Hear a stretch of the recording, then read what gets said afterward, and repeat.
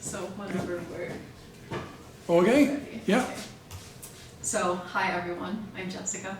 As we've met before, but today I will be talking about something that kind of sits at the crossroad of biology, artificial intelligence, and the future of humanity. So today my talk will be on AI longevity and the path to immortality. A little bit before I begin, just some context about and an overview of what I'll be discussing today. We'll talk about what longevity is and defining it. We'll talk about the theory of aging and why we age, and some biological mechanisms that go alongside that. We'll then talk a little bit about the gut microbiome and how it can play a role into aging and why we age. And then, of course, we can't forget AI and singularity, how it plays a role in longevity and immortality. And then we'll also dive a little bit into some ethical implications and then conclusions. So when I was choosing my topic, actually, I did a little bit of brainstorming and I asked around to a couple of friends like what they wanted to see in terms of future of AI and medicine, or what I thought I would want to see. And so we have here, funny you brought up Baymax. I have Baymax. I had a friend said they want triage, hospital triage, wanting to be better, more efficient, a little bit of an all-in-one. So having a Baymax, kind of like an eye scanner. We have personalized pharmacare. Daniel actually inputted that one. Having kind of like, instead of taking multiple pills, taking a pill all in one essentially. And then what I was thinking, kind of the ethical implications of having a personalized like AI-driven medication or medical. Who are the people at risk? Who is it benefiting? Is it accessible to everyone? And so when I was kind of brainstorming and thinking of all of this together, it kind of umbrellaed under the term of immortality and longevity. So without further ado, longevity, what does it mean? So before we dive in, here's a quick overview of what longevity is and just like defining it. We see here Google says longevity is long life. Pretty self-explanatory, right? Or long existence, but why is it so desirable? Living forever, kind of that immortality concept. The first and foremost obvious being more time. Whether this is we want to create or do more things, build, do anything with unlimited time. I bet everyone here has thought like, oh, if I just had a little bit more time. Now that won't be an issue. And then the second is extended health span. So longevity isn't just about living forever, it's about having longer years of healthier life as well. So that is possibly a reason why it is so desirable. And possibly having a reduction in healthcare burdens. So if we have so many healthy people living in the world, on the planet, could this possibly reduce healthcare burden in everywhere around the world? And then I have a quote at the very bottom of the slide here, kind of a radical quote, just to get you thinking and challenge yourself on how we think of aging. So it says, the first person to live to 1,000 is alive today. This is by Aubrey de Grey, a biomedical gerontologist here. And in the case of, I guess, longevity and immortality, it raises some big questions, not just about science, but society, ethics, and the future of being a human. So now that we understand what longevity is and why and defining it a bit, why does it matter? And what is kind of like the next logical sequencing of this is biological theories and mechanisms of aging. So one of the first theories is cellular senescence. So this ties into the senescence theory of aging. So over time, our cells lose their ability to divide, and these retired cells don't just die, but they stick around and release inflammatory signals, damaging nearby tissue.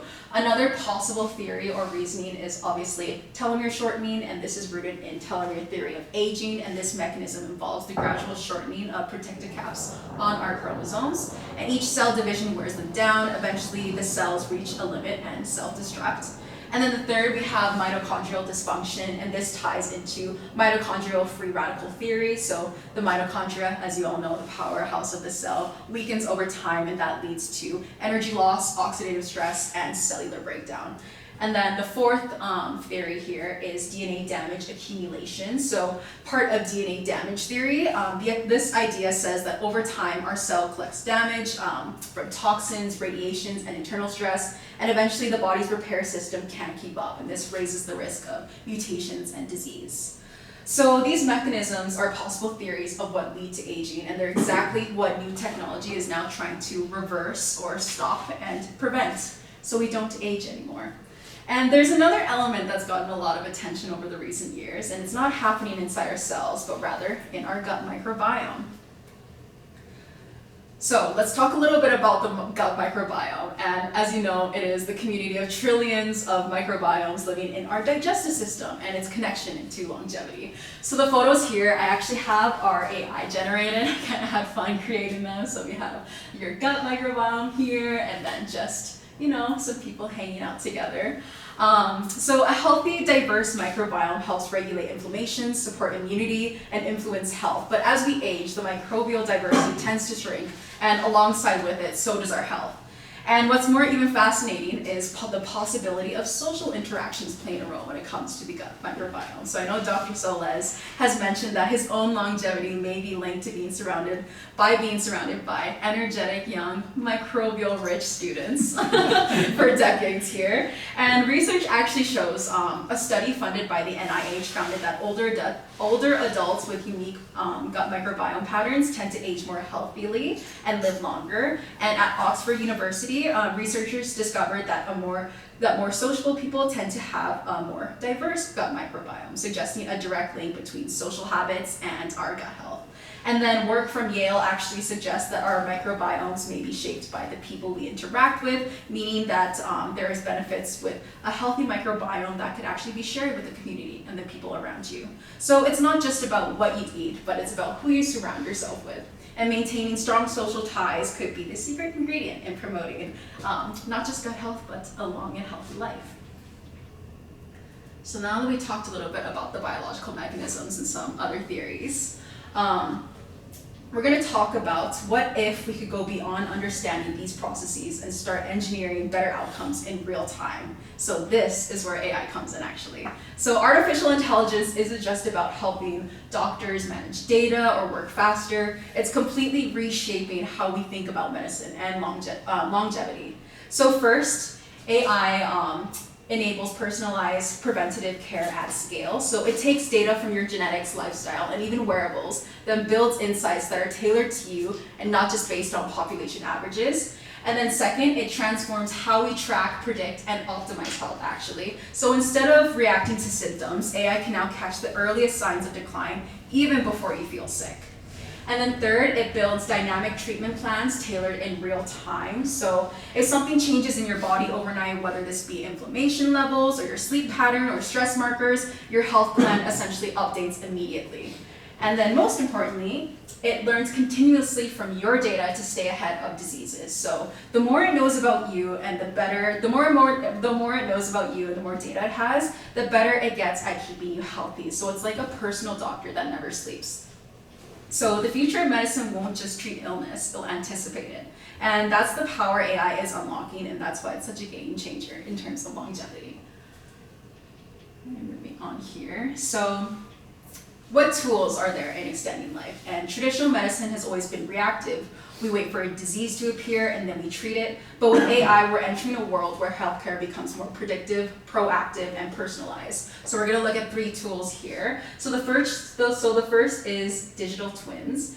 And imagine having a virtual model of your own biology. It's kind of like a test version of you, essentially. So these twins can essentially stimulate treatment and predict side effects and help us understand how your body might respond before you ever take a drug or undergo a procedure.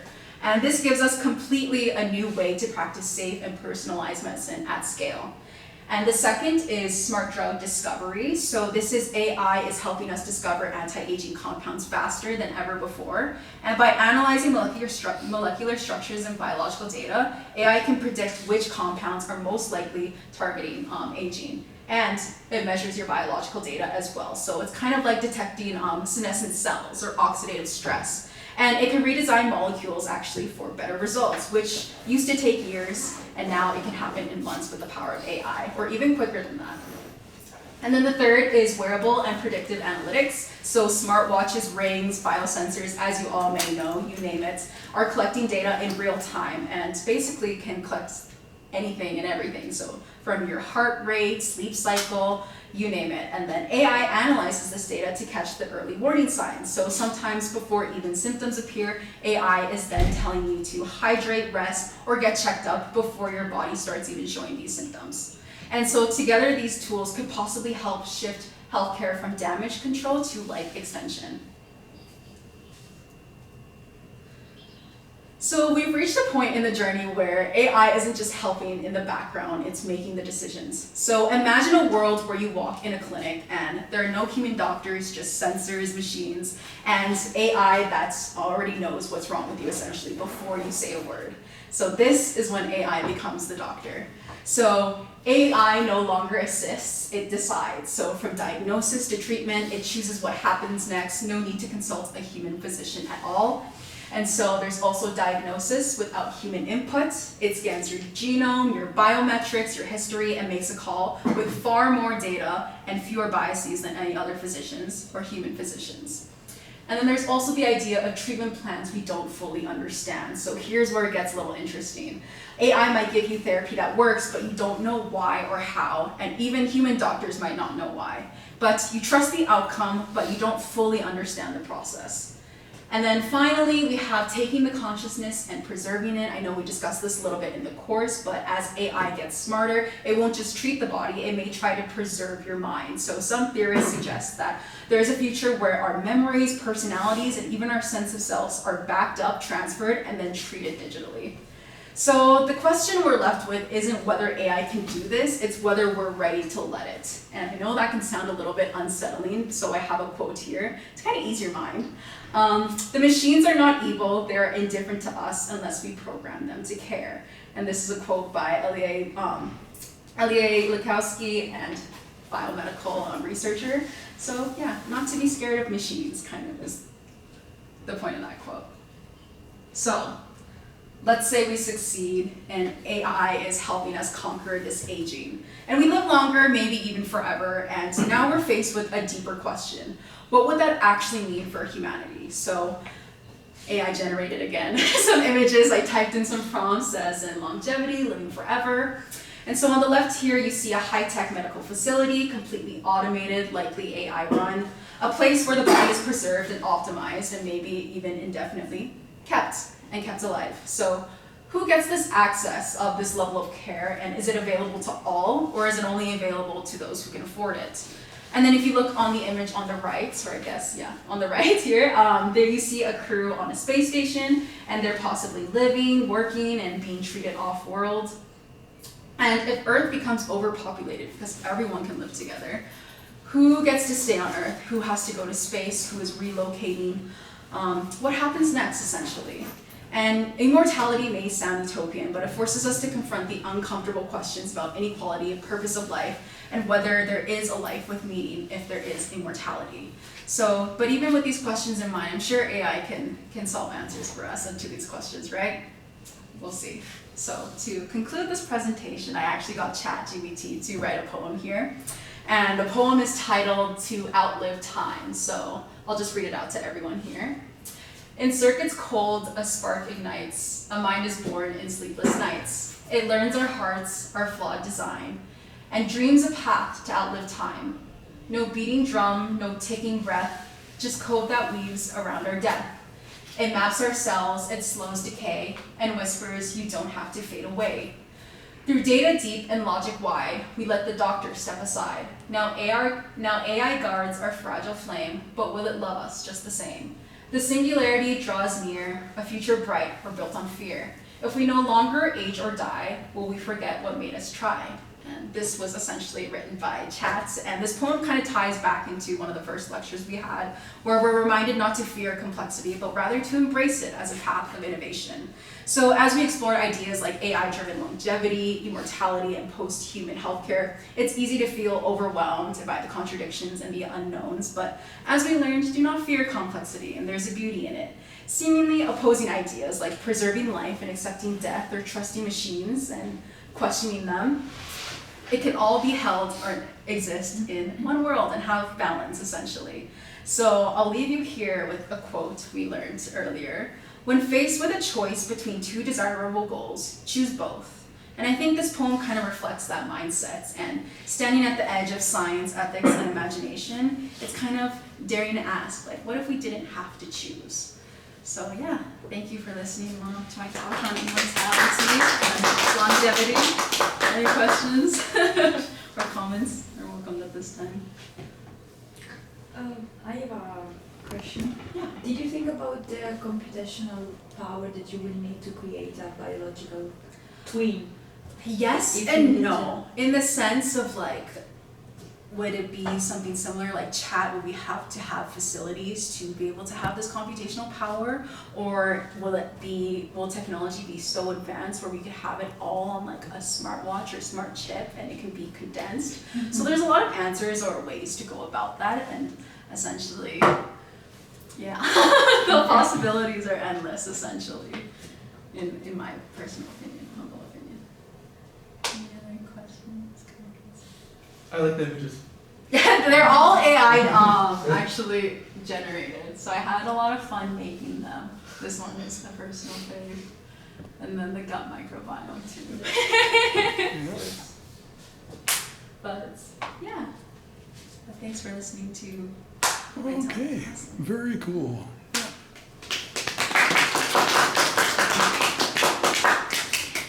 So I just wanted to mention some things about the midterm.